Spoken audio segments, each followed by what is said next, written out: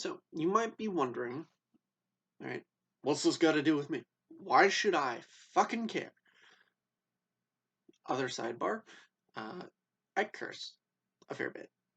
Grew up halfway in New York City, right? So that's the Big Apple's influence on me, right? But anyway, right? Why should I care, right?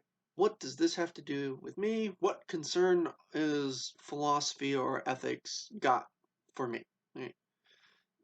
Why should I treat this as anything more than just another course to be checked off on checklist towards my bachelor's, right? Or associates, or whatever degree?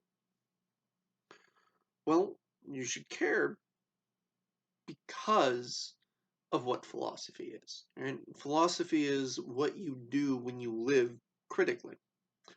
Uh, Let me explain by dividing, by presenting it this way. Right? We can kind of classify the division between knowledge and ignorance uh, by dividing how we know things, or dividing knowledge into four sort of groups, right? There's what we know that we know, what we explicitly know. There's what we know that we don't know, right? They're the things that we are explicitly aware of our own ignorance of, right? There's what you don't know that you know, right? Tacit knowledge, background facts and figures, things that you just absorbed in passing, whether it be from like hearing a snippet of conversation and you weren't really paying attention to, and you categorized and learned it, right? Or that you learned tangentially while learning about other things and didn't even really realize that you retained it at all, right? Um, or even just background skills and knowledge necessary for other for other things that you more explicitly know, right? Um, and then finally, there's the whole host of things, right? The broad, infinite expanse of things that we don't know that we don't know. The realm of total ignorance is larger than the other three fields of knowledge, the three aspects of knowledge together. Right? When you look at any other form of study, any other field of study, whether it be anthropology, chemistry, astrophysics, or whatnot, right? And especially the sciences. And I'm not saying this to disparage the sciences, but the sciences are very much restricted by, outside of the theoretical aspect, they are very much restricted by what we know and what we know we don't know, right? And they're also shaped by the things that we don't know that we do know, right? Biases that and presumptions that get put into the scientific framework, right?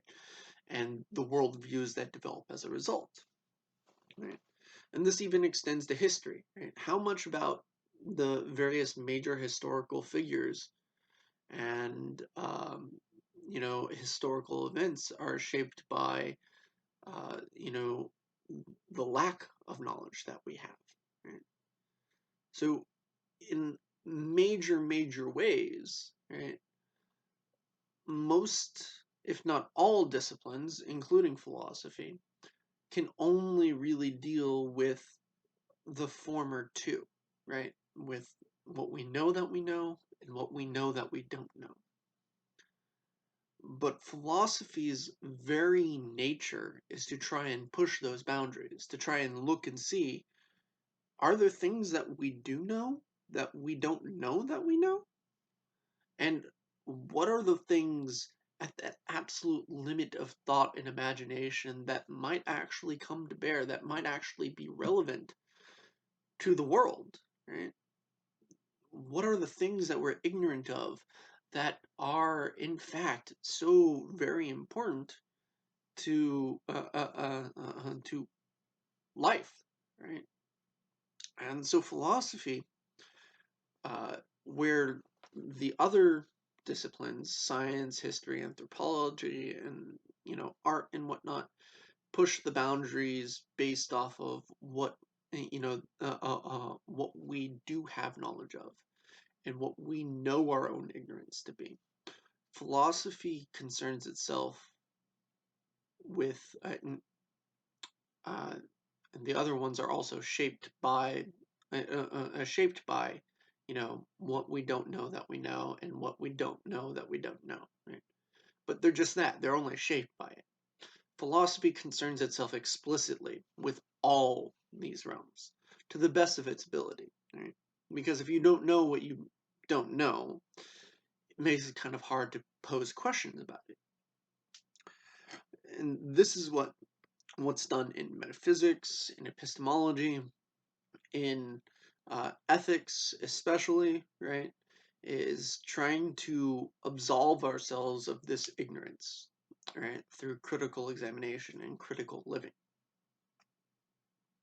And this is a monumentally important aspect of life, because if you go through life just being uncritical, just, being a side character, basically an NPC, as it were, um, you don't live so much as you exist. Part of living, part of being human, is, wondering and questioning and pushing, right, yourself. It's not to say that there's anything wrong with finding places and thoughts that you're comfortable with, but you don't generally accept any sort of position without being at least somewhat critical of it, right? Of beforehand, right? Unless perhaps you grew up with it. You live philosophically to varying extents throughout your life. Um, I just it's important that, like, these questions are important because they're ones that you grapple with in various ways every day to various extents, right? They surround you, they envelop you, they're a part of life. There's no real escaping them.